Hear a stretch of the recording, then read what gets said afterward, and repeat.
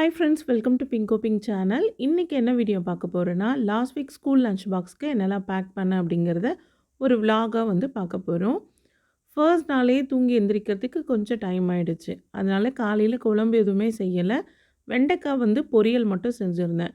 கனிஷ்காவுக்கு வெண்டைக்காய் சாதம் கலரி கொடுத்துட்டேன். ஹஸ்பண்ட்க்கு பருப்பு சாத பொடியும் அதுக்கு சைடிஷ்ஷாக வெண்டைக்காய் பொரியல், அதுக்கப்புறம் மாம்பழமும் கட் பண்ணி வச்சுட்டேன். காலையில் பிரேக்ஃபாஸ்ட்டுக்கு நூடுல்ஸில் கேரட் பீன்ஸ் போட்டு செஞ்சுருந்தேன். அவங்களுக்கு லஞ்செல்லாம் கட்டினதுக்கப்புறம் மீதி இருக்கிறத தட்டில் சாப்பிட்றதுக்கு எடுத்து வச்சுருக்கேன். புதன்கிழமை மதியம் ஹஸ்பண்டும் கனிஷ்காவும் ஸ்கூலுக்கு போனதுக்கப்புறம் மீன் வாங்கலாம் அப்படிங்கிறதுக்காக எங்கள் வீட்டுக்கு பக்கத்தில் அன்னக்குடையிலே வச்சு விற்பாங்க. ஸோ அவங்கக்கிட்ட பார்த்திங்கன்னா ஒரு ரூ. 100 மீன் வாங்கினேன். ரூ. 100 8 மீன் கிடச்சிது. ஸோ எனக்கு மீன் க்ளீன் பண்ண தெரியாது அப்படிங்கிறதுனால இந்த மீன் வாங்கின அந்த அக்காக்கிட்டேயே மீன் க்ளீன் பண்ணி கொடுக்க சொல்லிட்டேன். அவங்க வெறும் அந்த தலைப்பகுதியை மட்டும்தான் க்ளீன் பண்ணாங்க. நான் வீட்டில் அந்த வால், அந்த சைடில் இருக்க செதில் அதெல்லாம் நல்லா க்ளீன் பண்ணேன்.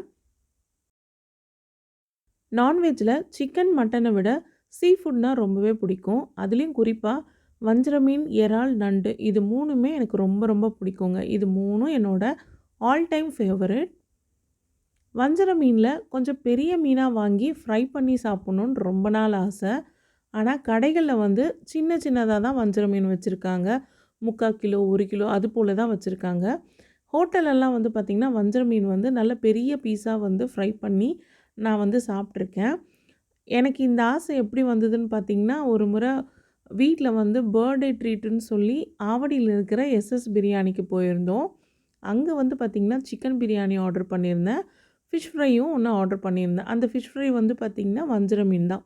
நல்லா பெரிய பீஸாக இருந்தது அந்த ஃப்ரை மீன். அதுக்கு மேலே ஒரு மசாலாலாம் போட்டு கொடுத்தாங்க. ரொம்பவே சூப்பராக இருந்தது. ஆனால் ஒரு பீஸ் மட்டும் பார்த்திங்கன்னா ₹200ன்னு சொல்லியிருந்தாங்க. ஆனால் டேஸ்ட் ரொம்ப ரொம்ப சூப்பராக இருந்தது. சிக்கன் பிரியாணிக்கு வஞ்சர மீன் ஃப்ரைனால் எனக்கு ரொம்பவே பிடிக்குங்க. அந்த காம்பினேஷன் ரொம்ப ரொம்ப பிடிக்கும். மீனெல்லாம் கழுவியாச்சு. இப்போ மீனுக்கு பார்த்திங்கன்னா மசாலா ரெடி பண்ணிகிட்ருக்கேன். அம்மா எப்போவுமே மீனுக்கு உப்பு, மிளகாய்த்தூள் இது தான் போடுவாங்க. மீன் ஃப்ரை பண்ணுறதுக்கு வெறுமனே உப்பு, மிளகாய்த்தூள் மட்டும் போட்டாலே போதும். ஆனால் அதில் இருக்கிற மசாலா உதிராமல் வரணுன்னா கொஞ்சமாக கார்ன்ஃப்ளவரோ அப்படி இல்லைன்னா முட்டை கூட சேர்த்து நம்ம மசாலா ரெடி பண்ணிக்கலாம். அந்த மாதிரி பண்ணுறப்போ மீன்லேருந்து அந்த மசாலாலாம் இந்த தோசை தவாலையோ இல்லை எண்ணெயிலையோ ஒட்டாமல் இருக்கும். இப்போ எல்லா மீனுக்கும் பார்த்திங்கன்னா மசாலா தடவி வச்சிடுறேன். ஸோ இந்த மீன் பார்த்திங்கன்னா இப்போ செய்ய போகிறதில்ல. இது நைட்டு தான் ஃப்ரை பண்ண போகிறேன். ஸோ உடனே செய்கிற மாதிரி இருந்தால் மசாலா தடவி ஒரு அரை மணி நேரம் ஃப்ரிட்ஜில் வச்சு ஃப்ரை பண்ணால் மசாலா, உப்பு, காரம்லாம் அந்த மீனுக்குள்ளே நல்லா ஊறி இருக்கும். நான் ஒரு வேலை முடிஞ்சிடும் அப்படிங்கிறதுக்காக இப்போவே மசாலாலாம் தடவி ஒரு பிளாஸ்டிக் கண்டெய்னரில் போட்டு ஃப்ரிட்ஜில் வச்சிட போகிறேன். நைட்டு தான் இதை ஃப்ரை பண்ண போகிறோம். நைட்டு டின்னருக்கு தோசை, சாம்பார், அதுக்கப்புறம் மீன் ஃப்ரை தாங்க செஞ்சுருந்தேன். ரொம்பவே சூப்பராக இருந்தது. நான் ஒரு 8 மீனுக்கு பார்த்திங்கன்னா மசாலா அதிகமாக போட்டுட்டோமோன்னு நினச்சேன். ஆனால் மீன் நல்லா ஃப்ரை ஆகி வந்ததும் இந்த மீனுக்குள்ளே நல்ல உப்பு காரம்லாம் ஏறி இருந்தது. ரொம்பவே சூப்பராக இருந்தது. இந்த மீனோட பேர் தான் என்னன்னு தெரியல. ஆனால் டேஸ்ட் சூப்பராக இருந்தது. ஒரே ஒரு சென்டர் முள் மட்டும் நீட்டமாக இருந்துச்சு. வாரத்தில் ஒரு முறையாவது கீரை செஞ்சிடணுங்கிறது தான் பிளானு. இந்த வாரம் பொன்னாங்கண்ணி கீரை வாங்கியிருக்கேன். இந்த பொன்னாங்கண்ணி கீரை கண்ணுக்கும் ஸ்கின்னுக்கும் ரொம்பவே நல்லதுங்க. இந்த கீரையை முந்தின நாள் நைட்டே க்ளீன் பண்ணி வச்சுட்டேன். ஆனால் கீரையை க்ளீன் பண்ணும்போது சின்ன சின்னதாக மாவு பூச்சி இருந்தது.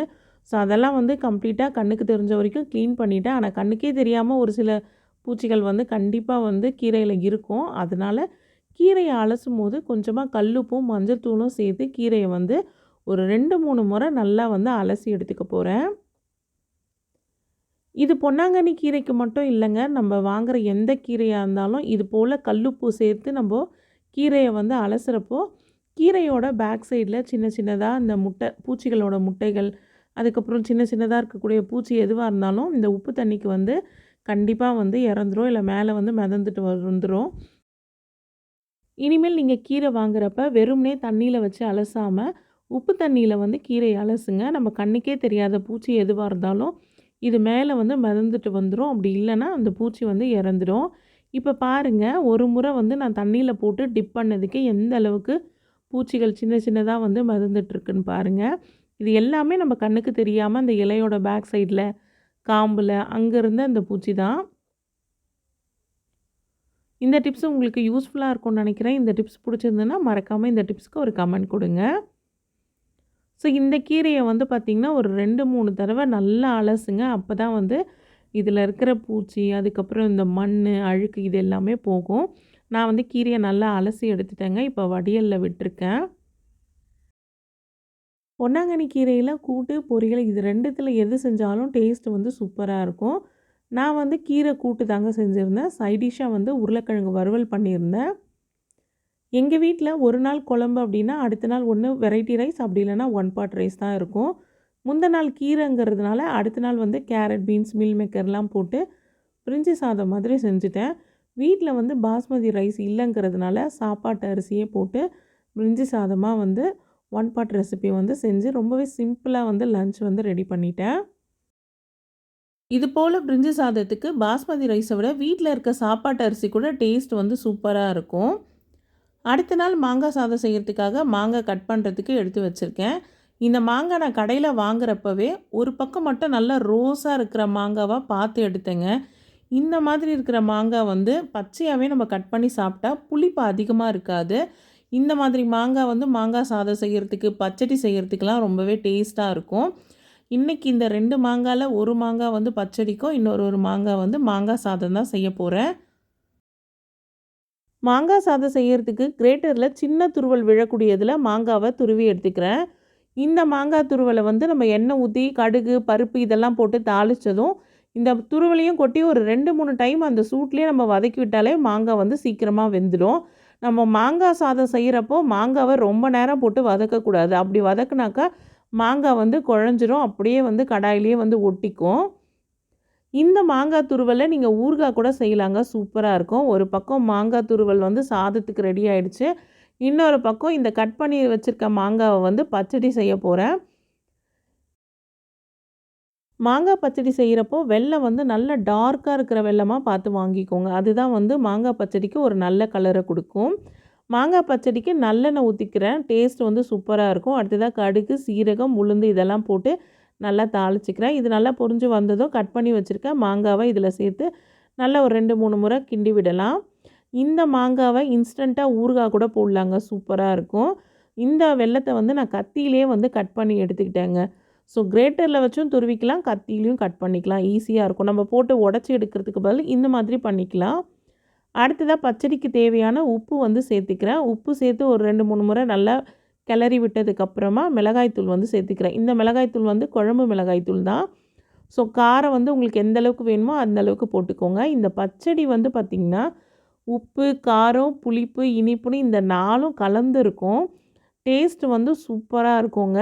இந்த பச்சடி வந்து இட்லி, தோசைக்கு, சப்பாத்திக்கு, ப்ரெட்டுக்கு எல்லாத்துக்கும் வச்சு சாப்பிட்லாம், சூப்பராக இருக்கும். இந்த மாங்காய் வேகிற அளவுக்கு தண்ணி ஊற்றி இதை கொஞ்சம் நேரம் மூடி போட்டு வேக வச்சிடலாம். மாங்காய் வெந்ததுக்கு அப்புறமா தான் வெல்லம் சேர்க்கணும். மிளகாய் தூள்லாம் சேர்த்ததுக்கப்புறம் உடனே வெல்லம் சேர்த்துட்டோன்னா மாங்காய் வந்து வேகாதுங்க, மறுத்து போன மாதிரி ஆகிடும். அதனால் மாங்காய் வெந்ததுக்கு அப்புறமா தான் நம்ம வெல்லம் சேர்க்கணும். தண்ணியும் வந்து பார்த்திங்கன்னா கொஞ்சமாக ஊற்றினா போதும். இப்போ வந்து மாங்காய் வந்து வெந்துருச்சான்னு நான் பார்த்துக்கிறேன். மாங்காய் சூப்பராக வெந்துருச்சுங்க. இந்த ஸ்டேஜில் வந்து வெல்லம் போட்டுக்கலாம். வெல்லம் சேர்த்து ஒரு 5 நிமிஷம் மட்டும் நம்ம அடுப்பில் வச்சு நல்லா கிளறி விட்டால் போதுங்க. மாங்காய் பச்சடி வந்து ரெடி ஆகிடும். இப்போ பாருங்கள், மாங்காய் பச்சடியோட கலரு எவ்வளோ சூப்பராக இருக்குது பாருங்கள். இந்த கன்சிஸ்டன்சி கரெக்டாக இருக்குங்க. இந்த ஸ்டேஜில் அடுப்பை ஆஃப் பண்ணிட்டா போதும். உங்களுக்கு சூடு ஆறுனதும் நமக்கு நல்லா ஒரு ஸ்பூன் போட்டு சாப்பிட்ற பதத்துக்கு வந்துடுங்க. ஸோ இந்த மாங்காய் பச்சடியை வந்து நான் கிண்ணத்தில் வெறுமனே ஸ்பூன் போட்டு சாப்பிடுவேங்க. ரொம்ப ரொம்ப பிடிக்கும். யாருக்கெல்லாம் இந்த மாங்காய் பச்சடி பிடிச்சிருக்குன்னு மறக்காமல் கமெண்ட் பண்ணுங்கள். இந்த வீடியோ இதோட முடியுது ஃப்ரெண்ட்ஸ். இந்த வீடியோ உங்கள் எல்லாருக்குமே பிடிச்சிருக்குன்னு நினைக்கிறேன். இந்த வீடியோ பிடிச்சிருந்துன்னா இந்த வீடியோக்கு ஒரு லைக் கொடுங்க. நீங்கள் இப்போ தான் ஃபஸ்ட் டைம் என் சேனலுக்கு வந்திருக்கீங்கன்னா மறக்காமல் பிங்கோ பிங்க் சேனலை சப்ஸ்கிரைப் பண்ணுங்கள்.